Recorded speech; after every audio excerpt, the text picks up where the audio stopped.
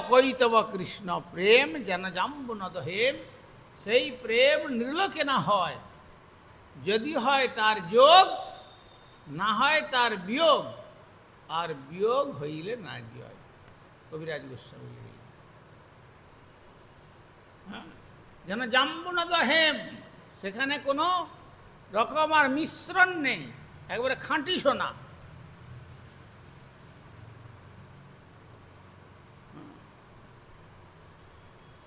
খাঁটি সোনাকে পুড়ালে কি হয়?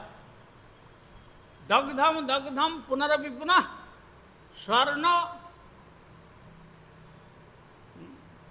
কান্ত বর্ণম।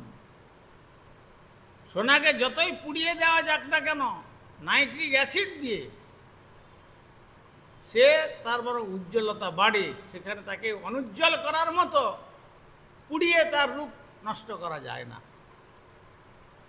তেমনি কৃষ্ণ বিরহে দগ্ধীভূত যে অন্তঃকরণ ব্রজদেবীগণ, তাদেরকে যতই বিরহ তিনি প্রদান করছেন অদর্শনের দ্বারা, তাদের দর্শনাকাঙ্ক্ষা উত্তরোত্তর বর্ধিত হচ্ছে।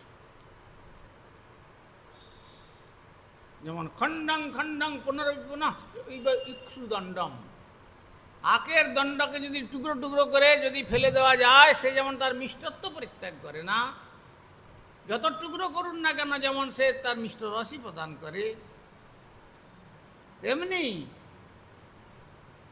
ন প্রকৃতি বিকৃতি জায়ত সজ্জনানাম, যারা সজ্জন, যারা মহৎ, যারা ভগবত আরাধনা করেন, তাদের যে ভগবত চরণের প্রাপ্তির যে আশা, সেই প্রকৃতিকে কখনো বিকৃত করতে পারে না এমন কোন প্রকৃতির নিয়মের দ্বারা। ন প্রকৃতি বিকৃতি জায়ত সজ্জনানাম। তেমনি যে ব্রজদেবীগণ কৃষ্ণময়ী, কৃষ্ণ যাঁর অন্তরে বাহিরে যাহা যাহা নেত্র পড়ে তাহা কৃষ্ণস্ফুরি, সর্বত্র শ্রীকৃষ্ণের মূর্তি করে ঝলমল, এইভাবে যাদের দৃষ্টিকোণ, তারা শ্রীকৃষ্ণের অদর্শনেও তারা বিরহের মাধ্যমেই তাদের চিত্তকে উত্তরোত্তর দর্শন আনন্দের যে প্রয়াস, সেই প্রয়াসটাই তাদের জীবনকে পরম আনন্দের সন্ধান প্রদান করে।